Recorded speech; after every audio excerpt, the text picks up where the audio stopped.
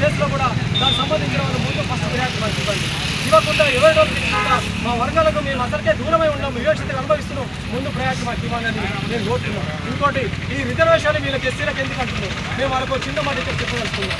ఈ ఎస్సీలకు కాదు, ఇది అందరికీ ఎస్సీ ఎస్టీ బీసీలకి ఈ అన్ని రిజర్వేషన్ వస్తుంది. ఈబీసీ వాళ్ళకి కూడా 10% వస్తుంది. ఈ దేశంలో వాళ్ళకి అందరికీ వస్తుంది. మేమున్న ఈ 140 కోట్ల మాకున్న పర్సెంటేజ్ ఎంత 20% ఉంది. మేమంతా మాకు రావట్లేదు. ఎస్సీలకి ఎంత వస్తే 15% వస్తుంది. బీసీలకి 50%, 50 పైన ఉన్నారు, వాళ్ళకి ఎంత వస్తుంది 27 వస్తుంది.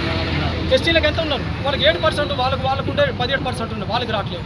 కానీ ఈబీసీ వాళ్ళకి 10% వాళ్ళకి ఇస్తారు. ఎవరు రిజర్వేషన్ అనుభవిస్తారు, ఎవరు అనుభవిస్తారు? ఈబీసీలు అంటే ఉన్నత వర్గాల సంబంధ పేదలు ఇవ్వండి, కానీ ఏ దామాష ప్రకారం వాళ్ళకి ఇవ్వాల్సిన బాధ్యత వాళ్ళకు ఉంటుంది.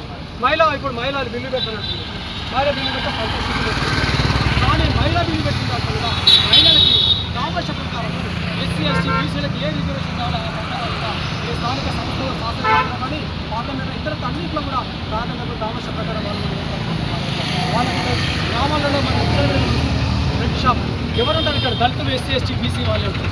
మేము ఏమంటున్నామంటే ఈ బెల్ట్ షాపులు వీటిని రద్దు చేయండి, నిషేధించండి, దయచేసి కాపాడండి.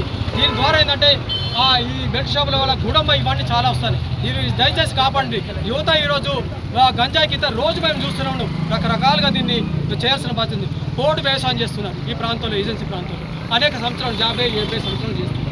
చేసే క్రమంలో వాళ్ళకి పట్టాలు కూడా ఇవ్వట్లేదు. వాళ్ళకి రైతు బంధు కదా ఎలాంటి బంధువు కూడా వాళ్ళు రావట్లేదు. వాళ్ళకి అర్హులు లేకుండా ఉన్నాయి. రైతు వాళ్ళకి ఇలా కోర్టు లేని వాళ్ళకి పట్టా లేకపోతే వాళ్ళకి రైతులకి యూరియా కట్ట ఇచ్చే పరిస్థితులు, మందులు ఇచ్చేది లేవు, ఏం లేవు. ఇలాంటి చాలా విషయాలు కూడా చాలా ఇబ్బందులు.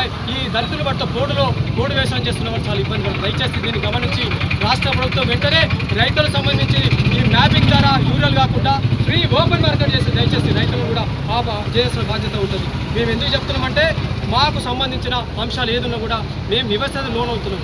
సప్లా నిధులు ఉన్నాయి, మా నిధులు మాకు కేటాయించండి, మేము చేసుకుంటాం. మాకు సంబంధించిన కేటాయించండి. మనం ఇండస్ట్రీలో వాళ్ళకి వచ్చి సబ్సిడీలు ఉంది, వాళ్ళకి నిధులు రిలీజ్ చేయట్లేదు రాష్ట్ర ప్రభుత్వం. దానికి ఎక్కడికక్కడ గడ్డి పెడతారు. పెట్టకుండా దయచేసి మేము ఈ రాష్ట్ర వ్యాప్తంగా ఎందుకు ఆందోళన చేస్తున్నామంటే ఇలాంటి సమస్యలు మా మీద దాడులు ఇతరులు చేస్తున్నాయి కాబట్టి దాన్ని దృష్టిలో పెట్టుకొని ఈ యొక్క ధర్నాలు పోరాటాలు చేస్తున్న కలెక్టర్ ఆఫీసులో దయచేసి మా మీడియా మిత్రులు కూడా మీకు కోఆపరేట్ చేసి చేయాల్సిన బాధ్యత. ప్రైవేట్లో కూడా ఆ రంగంలో ఉన్నాయి, మాకు ప్రైవేట్ కాలేజీలు ఉన్నాయి. కొంతమందికి డబ్బు సర్టిఫికేట్ లేట్ ఇతర చాలా సమస్యలు ఉన్నాయి.